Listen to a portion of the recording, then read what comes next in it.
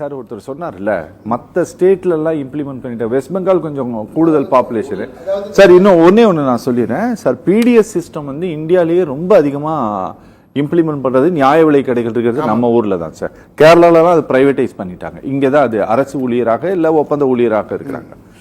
நீங்கள் இந்தியாவிலேயே highest police station இருக்கிறது நம்ம ஊரில் தான். கண்டிப்பாக அதிகப்படியான காவல் நிலையங்கள் இருக்கிறது. உத்தரப்பிரதேசம்லாம் நம்மள மாதிரி 5 மடங்கு பாப்புலேஷன், அங்கெல்லாம் இவ்வளவு போலீஸ் ஸ்டேஷன் கிடையாது, நம்ம கிட்ட தான் இருக்குது. இந்த மாதிரி நிறைய விஷயங்கள்ல நாம சொல்லலாம்.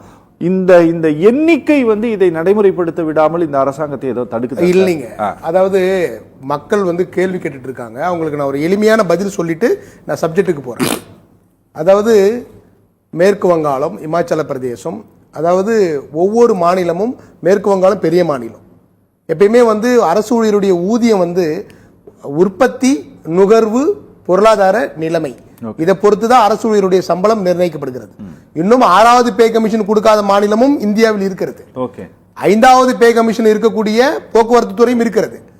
இது வந்து பொருளாதாரம் சார்ந்த ஒரு விஷயம். இது வந்து 1994 குளோபலைசேஷன் வருகின்ற போது இந்த சிபிஎஸ் என்கின்ற இந்த விஷயம் வந்ததுங்க. அதாவது தமிழ்நாடு நீங்க அதிகமாக இருக்கிறது, காவல்துறை இருக்கிறது, நீங்க ரேஷன் கடை இருக்கிறது, கல்வித்துறை இருக்கிறது, அரசு ஊழியர்கள் அதிகம் என்று சொல்லுகிறார்கள். இந்தியாவிலேயே கல்வித்துறையில் முதன்மையான மாநிலம், பொருளாதாரத்தில் முதன்மையான மாநிலம், மனிதவளத்தில் முதன்மையான மாநிலம், சுகாதாரத்தில் முதன்மையான மாநிலம், குழந்தைகள் இறப்பு விகிதத்தில் குறைந்த மாநிலம், ஆண் பெண் சமத்துவம் இருக்கிறது, ஆணும் பெண்ணும் படிப்பு, தீண்டாமை ஒழிப்பு, இது போன்ற ஒரு 12 கிரைட்டீரியாவில் வந்து நீங்க தமிழகம் இந்தியாவிற்கு முன்னோடியாக இருக்கிறது. அது வந்து மார்தட்டி கொள்ள வேண்டிய விஷயம். கவர்மெண்ட் ஊழியர்கள், சார் சொன்னாரு, ஒரு டெத் நடந்தா ஒரு விஏ போய் அங்க உட்காந்துருப்பாரு, ஒரு எஸ்ஐ போய் அங்க உட்காந்துருப்பாருன்னு சொல்லிட்டு இன்னைக்கு இந்தியாவில் முதன்மை மாநிலமாக 12 துறைகளில் இன்னைக்கு இருக்கிறது என்று சொன்னால் அதற்கு முதுகெலும்பாக இருக்கக்கூடியவர்கள் அரசு ஊழியர்கள். எனவே அரசு ஊழியர்கள், ஆசிரியர்கள் இல்லாமல் இந்த 12 துறைகளில் மொத்தம் 40 துறை இருக்கு தமிழ்நாடு கவர்மெண்ட்ல. இன்னைக்கு 12 துறையில நம்பர் 1 இருக்கிறோம் அப்படின்னு சொன்னா அரசு ஊழியர்கள் தான் காரணம். அதே போன்று அதை நீங்க மக்கள் புரிந்து கொள்வார்கள் என்று கருதுகிறேன். ஒன்று. 2வது, சார் ஒருத்தர் போன்ல பேசும்போது சொன்னாரு, எம்எல்ஏ அவருக்கு பென்ஷன் இருக்கு. நாங்க வந்து புதிதாக ஒன்று கேட்கவில்லை. இன்னைக்கு முப்படைகள், இன்னைக்கு கப்பல் துறையிலிருந்து, தரைப்படையிலிருந்து, ராணுவம், துணை ராணுவம், எல்லாருக்கும் பென்ஷன் இருக்கு. இன்னைக்கு எம்எல்ஏவுக்கு 25,000 ரூபாய் பென்ஷன் இருக்கு. ஒரு நாள் எம்எல்ஏவாக இருந்தாலும் அவருக்கு 25,000 பென்ஷன் உண்டு. ஒரு நாள் எம்பியாக இருந்தாலும் உண்டு.